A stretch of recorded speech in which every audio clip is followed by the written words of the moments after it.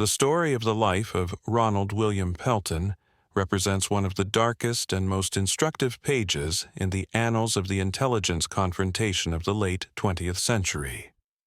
This narrative concerns a man who managed to dissolve into the faceless mass of the American middle class, transforming his very existence into a perfect instrument of espionage. According to declassified data from the Committee for State Security, the path of this analyst began long before he first crossed the threshold of the Soviet embassy in Washington. His training, although he was not a career undercover officer in the classical sense, included a deep immersion in the psychology of survival within a hostile environment. In the training center near Leningrad, hidden behind the solid fences of a pine forest, Pelton's future handlers modeled situations that would later become his reality. One of the key exercises that he mastered with frightening ease was a lesson in emotional dissociation. Instructors forced him to engage in long conversations on abstract topics while simultaneously performing complex mathematical calculations in his mind. This exercise was aimed at developing the ability to maintain a perfect social conversation, while the brain was busy analyzing the operational situation or encoding secret data. The second important lesson was the practice of working with urban dead drops under conditions of tight visual control. Pelton was taught to use the natural irregularities of the landscape and the architectural defects of old buildings so that the very movement of depositing or retrieving materials looked like the natural gesture of a passerby, such as tying a shoelace or checking a mailbox. These skills turned him into a living ghost, capable of operating right under the nose of the counterintelligence of the United States of America. Investigators later established that the daily life of Ronald Pelton in a quiet suburb was constructed with mathematical precision so that not a single detail stood out from the image of an ordinary, debt-ridden government employee. To strengthen his cover story, he chose 3 key elements of social activity that made him absolutely invisible to suspicion.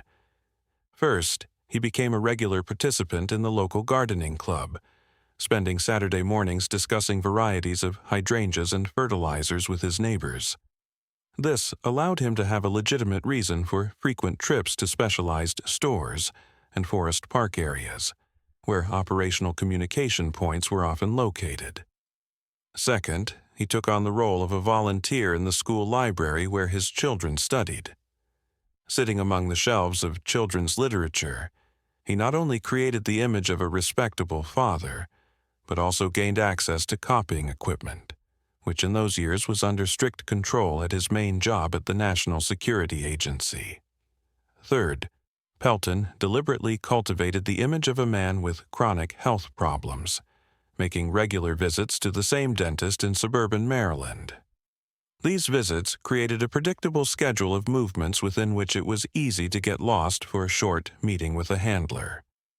The internal tension of the agent reached its climax in moments of family intimacy, where the imitation of feelings clashed with the remnants of genuine humanity.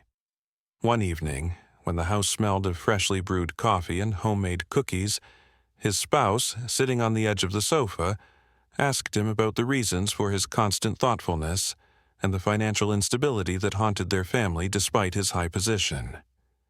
She asked him if working at the National Security Agency was worth the gray hairs that appeared on his head every week. Pelton, looking her straight in the eyes, replied that he was doing it for their future, so that the children would have everything they needed. At that moment, he felt a chilling sting of conscience, realizing that their entire well-being was built on a foundation of high treason, and that every word he spoke was a carefully calibrated lie. His spouse touched his hand, expressing support, and that simple human warmth seemed heavier to him at that moment than all the secret protocols he kept in his memory. He understood that if he were ever exposed, she would be the first victim of this crash, losing her home, her reputation, and the father of her children. The methods of gathering and transmitting information used by Pelton were distinguished by exceptional technical sophistication.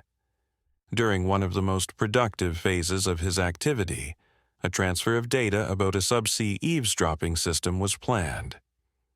Preliminary preparation took 3 weeks.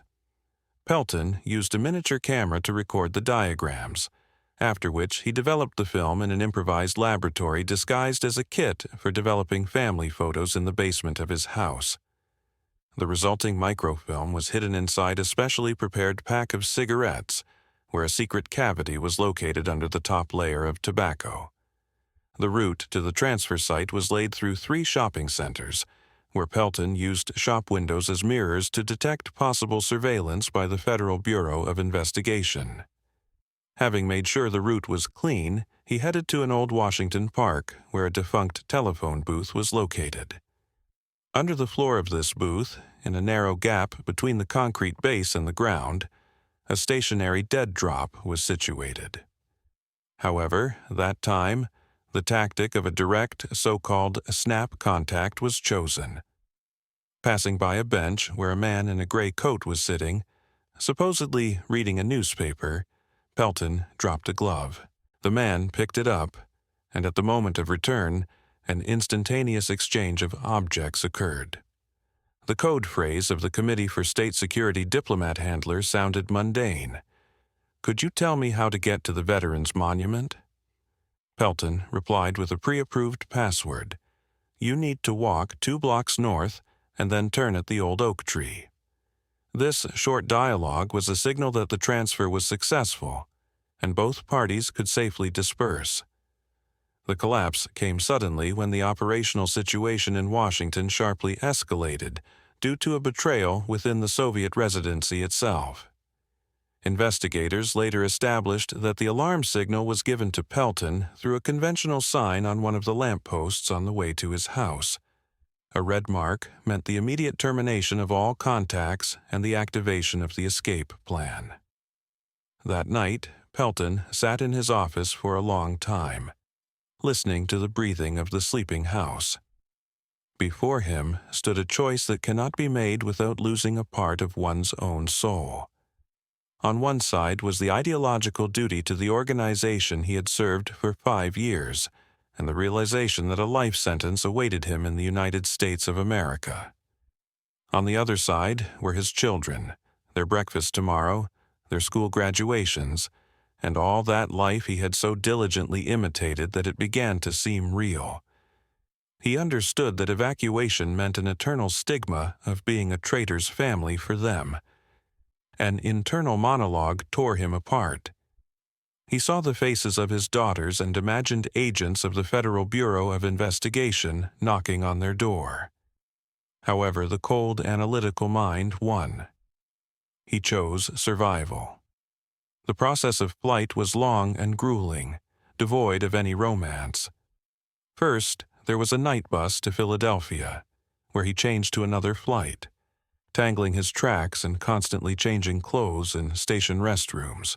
Then followed a flight to Mexico City using forged documents prepared in advance in the name of a Canadian commercial representative.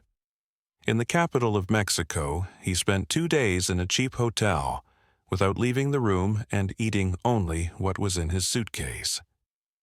The next stage was a complex flight through Havana, where he was met by representatives of the local special services acting at the request of their Soviet colleagues. And only after an exhausting wait in Cuba, when every rustle outside the door seemed to him to be the footsteps of liquidators, did he board a special flight heading to Moscow. Looking out the window at the receding lights of the Western Hemisphere, Pelton realized that he would never see his children again, and would never be able to explain the motives of his act to them. The question that remained unanswered in this story concerns not so much the technical details of espionage as the very nature of human loyalty. What ultimately won in the soul of Ronald Pelton? A sincere belief in the correctness of the chosen path, or the professional deformation of an analyst for whom people became merely variables in a complex equation of survival. His life in Moscow, devoid of its former luster and filled with nostalgia for that very American suburb that he betrayed, became a prolonged echo of the choice he made on that cold night. The psychological price paid by his family remained invisible to official reports, but it is forever etched in the ruined fates of those who loved a man who, in reality, never existed. It was a victory of the system over the individual, of duty over feeling, and of shadow over light, leaving behind only bitterness and endless questions in empty courtrooms and the archives of the intelligence community. Would you like me to prepare a similarly detailed psychological profile of another agent from that era, or focus on a description of the counterintelligence search methods used by the Federal Bureau of Investigation in this case?